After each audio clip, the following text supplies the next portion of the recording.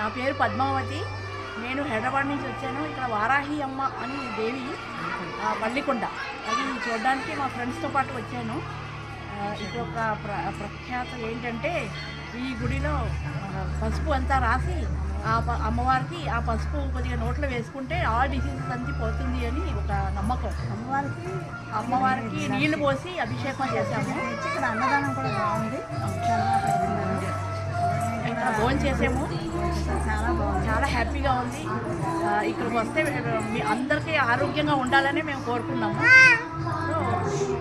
తప్పకుండా రండి అందరూ కూడా. రాయాలి ఇక్కడ రాసి అమ్మవారికి రాసి అమ్మ ఇంకా మనం ఏదైనా అనారోగ్యంగా ఉంటే వాళ్ళకి పెడితే వాళ్ళకి. అంటే మీ పేరు చెప్పండి ఆంటీ. నా పేరు శశికళ. నా పేరు శారద.